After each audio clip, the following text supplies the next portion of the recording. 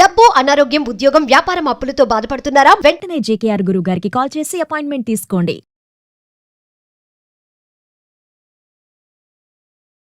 నమస్తే, welcome to Suman TV. నేను మీ ప్రేమ్. ఇవాళ మనతో ఉన్నారు బ్రహ్మశ్రీ డాక్టర్ జేకేఆర్ గురువు గారు, law of attraction, money coach, skill specialist, అంతేకాకుండా సార్ ఆస్ట్రాలజీ, హస్త సాముద్రిక స్పెషలిస్ట్. ఎటువంటి డేట్ ఆఫ్ బర్త్ లేకపోయినా కూడా మీ జాతకం సార్ చూస్తారనమాట. సార్ అడిగి కొన్ని విషయాలు తెలుసుకుందాం. నమస్తే. నమస్తే. ప్రతిరోజు మనకి కావాల్సింది పదే పదే అనుకుంటూ యూనివర్స్కి రిక్వెస్ట్ చేసినట్టు లేకపోతే అడుగుతున్నట్టు ప్రతి క్షణం దాని గురించి ఆలోచిస్తుంటే జరుగుతుందనేసి అంటుంటారు సార్. అది ఎంతవరకు నిజమంటారు? నిజంగానే జరుగుతుందా సార్ అసలు అలాంటి? వాస్తవంగా జరుగుతుందండి. అది ఎలా అంటే లా ఆఫ్ అట్రాక్షన్ లో టెలిపతి అని ఒక ప్రోగ్రామింగ్ ఉంది.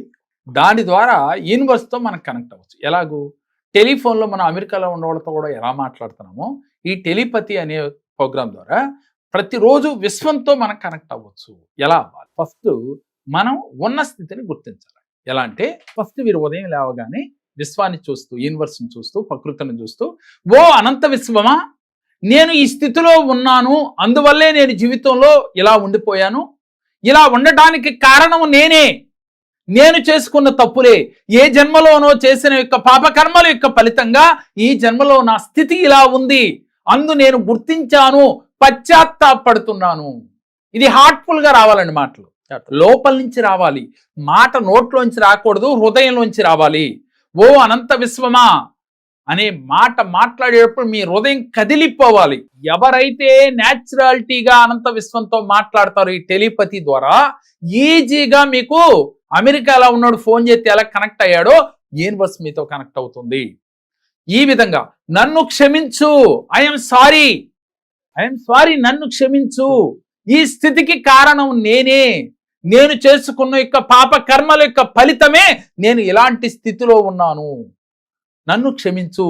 ఇప్పుడు ఇచ్చిన ఆనందాలకి నాకు చాలా సంతోషంగా ఉంది, థ్యాంక్ యూ.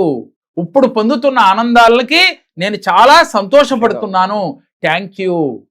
అలాగే నేను గత జన్మలో చేసిన పాప కర్మల యొక్క ఫలితంగా ఇది అనుభవిస్తున్నాను, దానికి నువ్వు నన్ను క్షమించానందుకు నీకు కృతజ్ఞతలు. నేను చేసిన తప్పుల్ని క్షమించమని అప్రూవల్గా మారాను. తప్పులు నేను గుర్తించాను, నేనే చేసుకున్నాను, నాకెవరు కీడు చేయలా. ఆ తప్పులు ఈ పనిష్మెంట్ అనుభవించడానికి కారణం నేనే అని ఎప్పుడైతే యూనివర్స్తో మీరు మమేకమై మాట్లాడతారో ఆ తర్వాత యూనివర్స్ క్షమించినట్లుగా ఫీల్ అయ్యి అందుకు నీకు కృతజ్ఞతలు, క్షమించినందుకు కృతజ్ఞతలు. ఈ విధంగా మీరు ఫీల్ అవుతూ ప్రతిరోజు ఒక మండలం రోజులు చేసి చూడండి. మీకు దేవుడి దగ్గర కూర్చుని కొంతమంది ఫోటో ముందు మొరపెట్టుకుంటూ ఉంటారు, కానీ కొన్నిసార్లు ఆ మొర ఆలకిస్తూ ఉంటారు, కొన్నిసార్లు ఆలకించట్లేదు, ఎన్ని మొరపెట్టుకున్నా మా మాట వింటలేదు అని చెప్తుంటారు. కారణం ఏమిటి అనంటే ఫోటో ముందైనా యూనివర్స్ ముందైనా కూడా ముందు గుర్తెరగవలసింది మీలో ఉన్న పరమాత్మని తెలుసుకోవాలి. Exactly correct. మీలో ఉన్న పరమాత్మకి ఈ దేవాలయం లాంటి దేహాన్ని గుర్తించాలి. ఈ దేహాన్ని పరిశుభ్రంగా ఉంచుకోవాలి, ఆరోగ్యంగా ఉంచుకోవాలి. ఎలాంటి ఆహారం తింటున్నావు రోజు? నువ్వున్న దేహంలో, నీ దేహంలో దేవుడు ఉన్నాడు.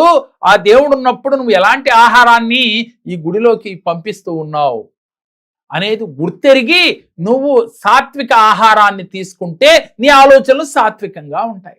ఎప్పుడైతే సాత్వికంగా ఉంటున్నాయో నీ పనులు కూడా సాత్వికంగా ఉంటాయి. ఎప్పుడైతే నీ పనులు సాత్వికంగా ఉంటాయో నీవు ప్రతి సెకను కూడా నువ్వు యూనివర్స్తో మమేకమవగలుగుతావు. ఎప్పుడైతే నీలో పశ్చాత్తాప భావం కలిగిందో, యూనివర్స్ ఉంది, భగవంతుడు ఉన్నాడని నువ్వు దృఢంగా నమ్మావో, నీ మనస్సు లోతుల్లోంచి నువ్వు యూనివర్స్కి, భగవంతుడికి అప్పీల్ చేసుకుంటావు, శరణాగతుడు అవుతావు.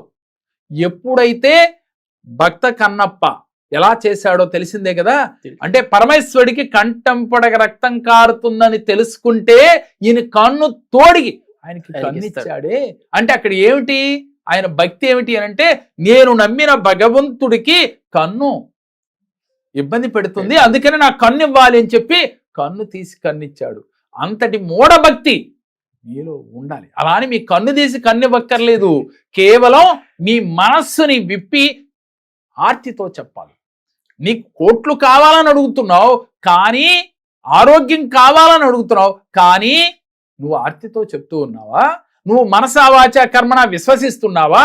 నేను చెప్పానో, ఇంకో గురువు గారు చెప్పారో, ఇంకో గురువు గారు చెప్పారో, ఏమని అడుగుతున్నావు? నాకు డబ్బు కావాలి యూనివర్స్, నాకు డబ్బు ఇచ్చావు, థ్యాంక్ యూ అని చెప్తూ ఉన్నావు. అలా కాదు. నువ్వు ఆర్తితో చెప్పావా లేదా? నీ మనస్సు నిండా, హృదయం నిండా నీవు మనస్ఫూర్తిగా నీ హృదయం కదిలిపోవాలి నీ నోటెంపడ మాటకి. అంటే ఊరికినే ఏడుపు వస్తా ఉంటుంది, ఎవరైనా తిడితే తిట్టినప్పుడు ఏడుపు వచ్చినట్లు కాకుండా ఆర్తితో నీకు సహాయం చేసే స్థితి యూనివర్స్కి ఉంది, నీకు సహాయం చేసే ఒక పవర్ భగవంతుడికి ఉందని విశ్వసిస్తున్నావు కదా. మరి అలాంటప్పుడు నువ్వు ఎందుకని ఆర్తితో చెప్పలేకపోతున్నావు? 41 రోజులు మరీ కష్టతరమైన సమస్య అయితే మీరు 108 రోజులు చెప్పేలోగానే యూనివర్స్ నుంచి, నువ్వు నమ్మిన దైవం నుంచి, నీలో దాగి ఉన్న భగవంతుడి నుంచి మీకు ఆన్సర్ వస్తుంది. అయితే దీన్ని ఎలా చేయాలంటే ఆర్తితో చెప్పి కళ్ళు మూసుకుని మీరు మీ సమస్య క్లియర్ అయిపోయినట్లుగా మనసులో భగవంతుడిని ఊహించుకోవాలి. అయితే ఇక్కడ భగవంతుడు ఎలా కనపడతాడంటారా?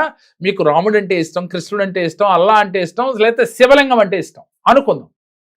ఏదైతే పదే పదే మీరు ధ్యానం కళ్ళు మూసుకుంటే కనపడుతుందో, ఏదైతే పదే పదే మీ కళల రూపంలో ఆ రూపాన్ని మీరు చూస్తున్నారో, ఆ రూపానికి చెప్పుకోవాలి కోరికలు. కుల దైవానికో, మీరు నమ్మిన దైవానికో, మీ తాతలు తండ్రులు కొలిచే దైవానికన్నా కూడా మీరు ఏ దేవుడితో కనెక్ట్ అవుతున్నారు? ఎలా కనెక్ట్ అవుతారు? ఎన్నో జన్మలు ఉన్నాయని చెప్తున్నాం కదా. ఆ జన్మల యొక్క బంధమే ఈ యొక్క రూపం మీకు కళల రూపంలో వస్తుంది. ఈ ధ్యానం చేస్తే పదే పదే కనపడుతుంది.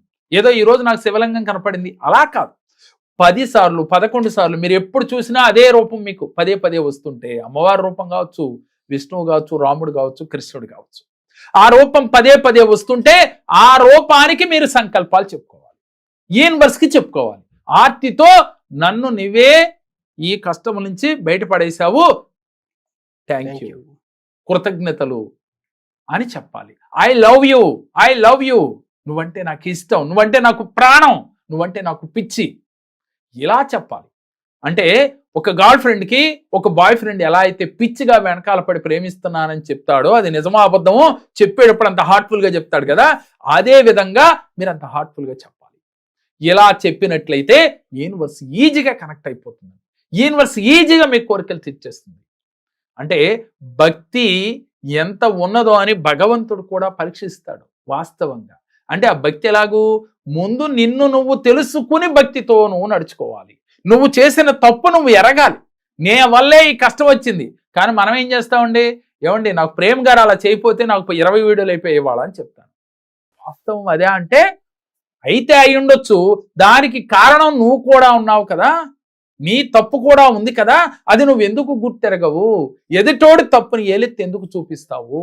అది మానిన రోజు నీ తప్పును గుర్తించి నీ తప్పు గురించి పశ్చాత్తాపడితే, నా తప్పు వల్ల ఇలా జరిగింది అని నువ్వు గుర్తించి నువ్వు శరణాగతుడు అయితే, ఈ విధంగా యూనివర్స్ని, ఓ విశ్వమా నేను కోరింది నువ్వు ఇచ్చినందుకు నీకు కృతజ్ఞతలు, ఓ అనంత విశ్వమా నేను చాలా శక్తివంతుణ్ణి, నేను చాలా ధైర్యవంతుణ్ణి, నేను ఏదైనా సాధించగలను, నేను చాలా గొప్పవాడిని, ఇలా పాజిటివ్ వర్డ్స్ ప్రతినిత్యం చెప్తూ ఉంటారు, హార్ట్ఫుల్గా చెప్తూ ఉన్నారు. చెప్తే తప్పకుండా యూనివర్స్ మీకు కనెక్ట్ అవుతుంది. మీరు ఏది కోరితే అది ఇచ్చి తీరు. Thank you sir, thank you sir. నమస్కారం. మా పాప వివాహ సంబంధం గురించి జేకే సార్ గారి దగ్గరికి వచ్చాము. ఆయన చెప్పిన రెమెడీస్ మంత్రాలు మేము ఉపయోగించాము. 3 నెలల లోపల అనుకున్న సంబంధం కన్నా ఒక గొప్ప సంబంధం రాగలిగింది.